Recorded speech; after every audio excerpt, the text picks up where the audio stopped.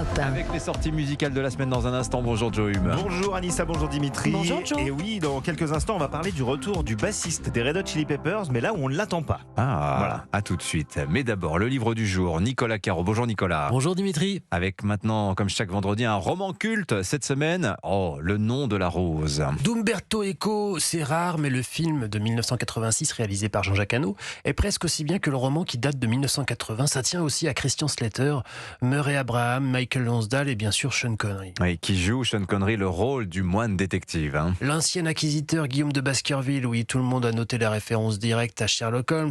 Les chiens de Baskerville, c'est la marque d'Umberto Eco, romancier certes, mais aussi grand érudit de la langue et de la littérature, qui truffe ses romans de clins d'œil et références, qui ont tout un sens d'ailleurs, et c'est effectivement un roman policier, ce qu'on appelle un whodunit, qui a fait le coup, tout à fait dans la lignée de Sherlock Holmes, avec des meurtres, un huis clos et une galerie de suspects tous rassemblés. Le docteur Watson est là aussi, c'est lui qui raconte, c'est Atso de Melk, le jeune secrétaire de Guillaume de Baskerville. Mais alors, on est en quelle année exactement ? En 1327, le franciscain Guillaume de Baskerville est dépêché dans cette abbaye bénédictine, celle qui a inspiré Umberto Eco. La vraie s'appelle la Sacra di San Michele, Saint-Michel de la Cluse, dans le Piémont. Il y a eu un crime.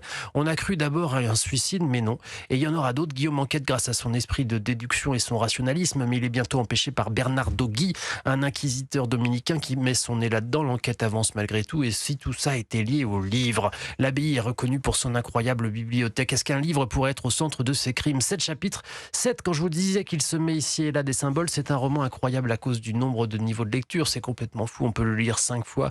On n'ira sans doute pas le même livre. Umberto Eco était un grand maître subtil et érudit et qui surtout, c'est quand même essentiel, savait tendre son intrigue et en faire aussi un roman policier prenant et génial. Ah, Le nom de la rose, vous m'avez donné envie de le relire. Umberto Eco chez Grasset. Et alors, dans le film de Jean-Jacques Hano, Joe, l'inoubliable scène d'amour. Ben, bien sûr, je savais que vous alliez parler de ça. Sous la table. Le dépucelage d'Atso sous la table, l'une des scènes les plus bouillantes du cinéma. Alors, il se trouve que Christian Slater était réellement puceau quand c'est arrivé. Ah bon? Donc, Ah oui, c'était- ça a dû le traumatiser. Voilà, ouais. il y a ce long regard à la fin de la scène qui n'est pas, alors pour le coup, pas vraiment. On ne sait plus s'il joue Si c'est joué ou pas, si ouais. c'est vrai. Ouais. Merci beaucoup, Nicolas Caro, qu'on va retrouver ce week-end. Votre émission La Voix est libre, 18h, 19h sur Europe 1. Oui, et Nicolas Caro, vous recevez l'écrivain Florent Oiseau pour son roman Magloire qui vient de sortir aux éditions Gallimard. Et puis vous nous ferez découvrir la bibliothèque de Gilles Marchand. Et à la fin de l'émission, comme tous les dimanches, vous pouvez faire le plein d'idées lecture avec des recommandations des libraires. Les journalistes de la rédaction, Héloïse Goua pour les romans jeunesse. Et puis les bandes dessinées avec Sébastien Bordenave. C'est une émission 5 étoiles qu'on vous recommande sur Europe 1, 18h, 19h tous les dimanches. Voilà, La Voix est libre. On passe à la musique. Joe Hume, les sorties de la semaine, qu'est-ce que vous nous recommandez ? Alors, on va commencer par des vétérans britanniques, Archive.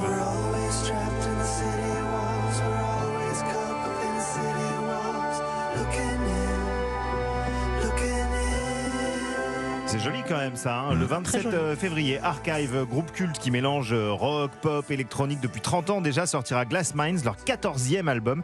3 extraits sont déjà disponibles et démontrent que le groupe n'a rien perdu de sa versatilité. Archive est un groupe à voir sur scène et ça tombe bien. Ils seront à la Cartonnerie de Reims le 28 mars et le 3 avril à la scène musicale de Boulogne-Billancourt. On continue, fait assez rare, Joe, avec un peu de jazz. Mais oui, c'est vrai, je parle pas assez de jazz C'est vrai. dans cette émission, il faudrait le faire un peu plus. Bah là, c'est l'occasion. Saurez-vous reconnaître qui sont les artistes à l'œuvre ici ?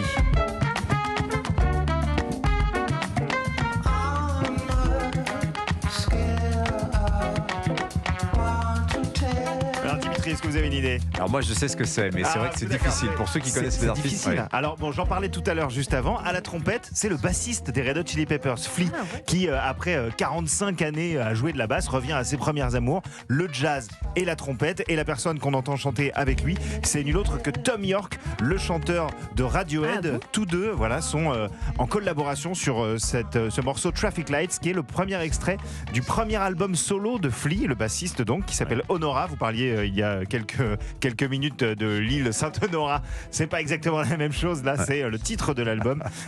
Honora, où on retrouvera Tom York, mais encore Nick Cave, par exemple, qui viendra chanter également. Et puis Flea, qui se produira avec son jazz band à Paris. Ce sera à l'Alhambra le 28 mai prochain. Bon, et puis le blockbuster musical de la semaine. Oui, alors ça, c'est assez étonnant. Souvenez-vous, vendredi dernier, on se réjouissait du retour de Bruno Mars avec le single I Just Might.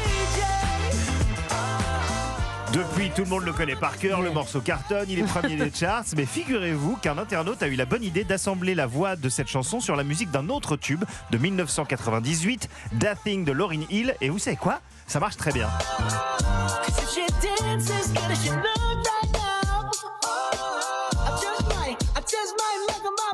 Bah, on dirait même un sample. Enfin, on dirait que c'est la même chanson. fait exprès. Ouais. Écoutez. Voilà, donc le morceau est en train d'enflammer la toile et de devenir presque encore plus populaire que le morceau original. Mais qui va gagner Bruno les Mars sous a lui-même salué le morceau. On ne sait pas qui Et va à gagner qui va les sous. revenir les droits? Je ne Voilà, sais pas. c'est une bonne Je ne question. En tout cas, on retient que Bruno Mars est un génie. Hein. Ah, oui, ça, il est fort. c'est clair. Deux Stades de France en juin prochain, on le rappelle. Merci beaucoup, Joey. Votre sélection musicale de la semaine sur Europe 1. Culture Média, c'est à 10h. Le programme du jour, Anissa Dadi. Élodie Frégé et Jean-Pierre Daroussin.